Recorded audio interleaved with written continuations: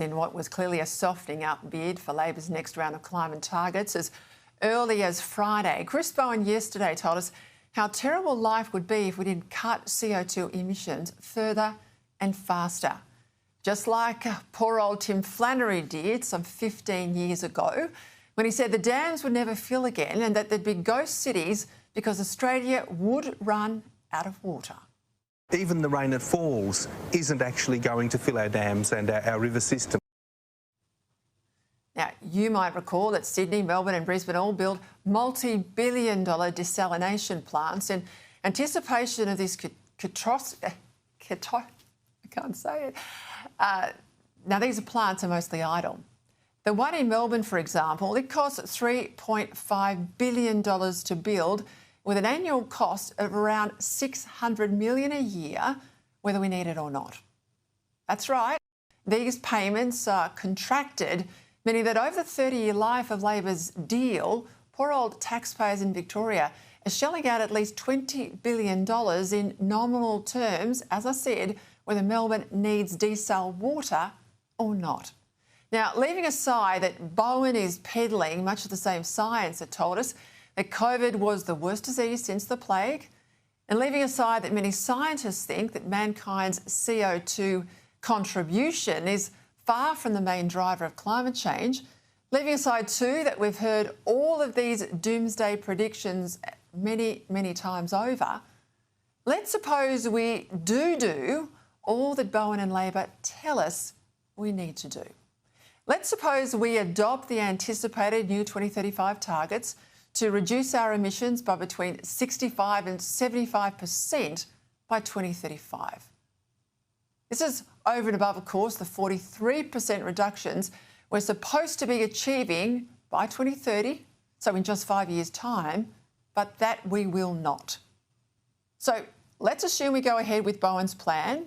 What will happen? Well, if we're stupid enough to do exactly what every other country is not doing, here's some of the results. For starters, the fossil-fuelled power that's still 60% of our energy will have to completely disappear. That's right, the majority source of our daily power, gone. With no baseload backup, no gas, no coal, for generation at night or when the wind is low. Now, that will mean an immediate increase in your power bill of many hundreds of billions of dollars. What else? All of our heavy industry, like steel and aluminium and smelting, would be forced offshore to countries that are less fastidious about climate targets but are more serious about industrial strength. So that's all gone. Gone, and that's a non-negotiable. And with it goes all the jobs that people have in these sectors.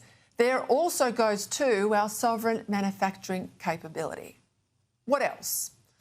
Almost all of our motor vehicles would have to become electric, even though many homes don't have and can't have charging points, and they're expensive to install for those that can.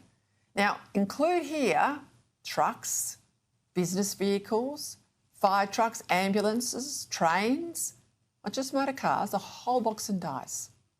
What else? Daily meat consumption, that'll be a thing of the past. Given ruminant animals are 90% of agricultural emissions, so beef, lamb, dairy, all of that would be a rare luxury, both in terms of price and availability. And if the herd is cut dramatically, so too all the jobs in agriculture and the massive export earnings that underpin our federal budget. And it's not just the herd that would also be hit here, but Australia's crop production, given gas is the feedstock for most fertiliser production. Again, I repeat, this is not just a hit to what we eat, but the billions and billions that agriculture brings into our budget. Getting around Australia too, well, that will become near impossible, not just with short-range electric cars, but also the significant reductions needed in airline travel, given the weight of aviation in transport emissions. And out of all of this, China would just get richer, given our heavy dependence on them as the source of 80% of the world's solar panels, wind turbines, and now batteries. So if we do what Chris Bowen says we must, the net result is we become poorer, weaker and more vulnerable for what? Australia is about 1% of global emissions. And if we were to do the impossible and, let's say, cut our emissions to zero, not just reduce them, let's assume overnight we basically shut the country down. Well, that reduction would be swallowed up within just 1 year by the annual increase in China's emissions alone. Now, this is madness, isn't it? But let's assume, big assumption I know, that Chris Bowen is right about the dire consequences of increasing global emissions. Because we can't keep a fence and build it at our border and hold back China's emissions or Russia's emissions or India's emissions. The result of our self-flagellation on climate change for the world would be a great big fat zero. Zip. Something that even Australia's chief scientist, himself a climate zealot, admitted as much in Senate estimates a few years back. When asked what would be the impact of all of Australians' action on climate, he said, well, virtually nothing. Here he is. If we reduce the world's carbon emissions by 1.3%, what impact would that have on the changing climate of the world? Virtually nothing. So here's the real climate reality that no politician in this country really wants to face.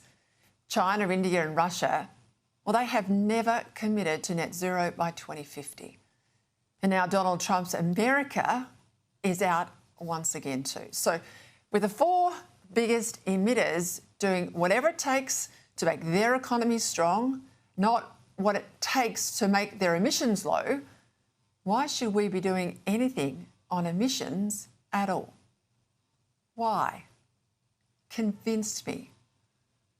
By all means, if the clowns in Canberra want to have an aspiration, knock yourselves out, have an aspiration. But there must be a caveat that we don't move an inch until those big four emitters move first. That we do nothing unless we see real and demonstrable results. Results, not talk, from China, India, Russia and the United States. And if that doesn't happen, which let's be honest, it won't, then we must put further emissions reductions on hold until it's no longer a futile green gesture from bit players like Australia. Now, on that topic, the argument should not be what's best for the planet in 25 years' time. It should be what's best for Australia now. What's best for our citizens and their cost of living, what's best for our federal budget and all the spending that Labor love to have and all the goodies that Australians have got absolutely locked into enjoying, and also what's best for our ability to have to defend ourselves if needed. And this is what keeps me awake still at night after all these years in public policy. I look to the trouble in our north. That's what I worry about, our geopolitical position. Not whether or not the world's going to get to net zero by 2050 or whether it's going to get warmer. Questioning net zero has become a matter of whether you believe or not in climate change, rather than challenging the economics of some of these ridiculous assumptions. The coalition used to be strong on economics, but it's allowed climate talk to spook them into silence. Now, that's got to change. The Liberals must oppose all of Chris Bowen's new targets because the current ones, well, they won't and can't be met. And everything should be predicated, every bit of extra climate policy change should be predicated in Australia on the rest of the world, those big emitters, moving first.